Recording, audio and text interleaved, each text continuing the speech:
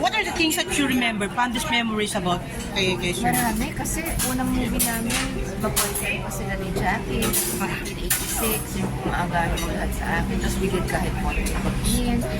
As nag-asawa na sila, nagka-baby, inaanak ko yung panganay, si Ken. So talagang pare and mother tawagan namin. Yes. Si Ricky mahilig kumanta.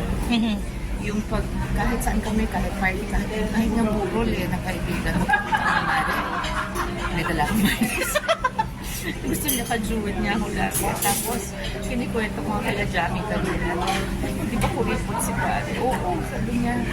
Meron officers na kami ng TATP noon. Ako yung chairperson. Kasi kabuya ko na so, may people na sama namin si Ricky. Kakain kami noon sa Survive. Tapos, mag-o-offer siya magbayad. Kaya, ako na. Kapapayagan ito po. Pagdating ng waiter, bibigyan yung card niya. Pagbalik ng waiter, biglang pabalik yung waiter, sir, dito namin tinatakot yun. So, kung ano bang card mo? Pakita ko ID pala na. Niloloko pa niya ko. Kaya nga, nabasa ko naman yung pantalon ko. Pero sabi ko kay Jackie, sinara ko talaga yung cap ng bote. Talagang, kasi itatabi ko sa akin. Mahulog at alam ko mababasa ako. Tapos nung tumayo kami, dahil may service, may worship, tapos pagpupo namin na ganyan, ba't basa? Sabi ko, pagkain ko, tumakoy. Okay. So sabi ko, sa tayo? Kaya kasi niluloko ko, kaya alam ko na yung nagkikwento kay Jackie. And doon nagalit, tapos ginugulo pati sa kuya people. Feeling ko lang yun. Hindi kayo din mamahalin. Pero kung ano matugtog, sige, hindi, wala lang. Kasi may voicing eh. Meron kaming duet namin noon ni Martin Niverio sa concert ni Martin.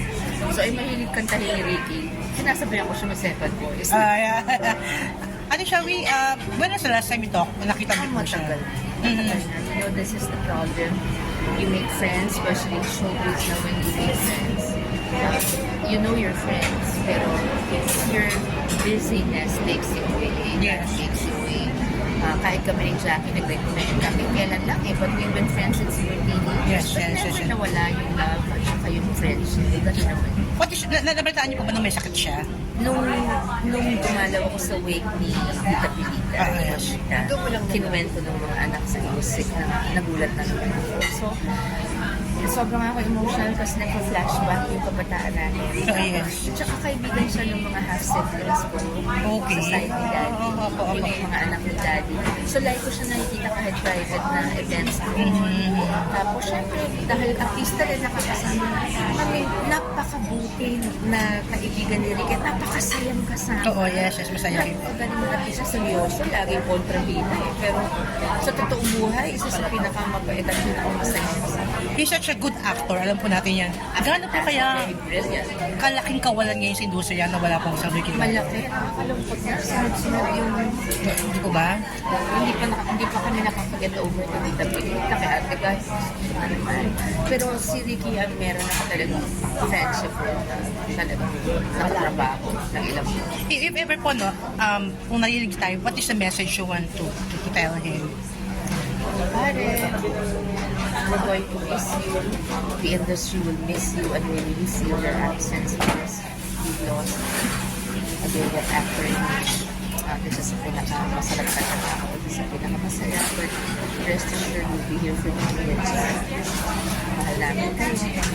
So, enjoy din. Huwag mo na i-store ko rin si Tita Pilita sa Ate Guy. Baka naman, pilitin mo makipag-suwet ko sa'yo. Patahimikin mo na. Baka sabihin nila, hanggang dito ba naman?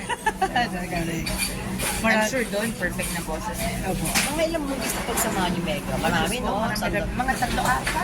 I cannot. Ang meron. Pero thank you so much. Thank you so much, Mega. Thank you.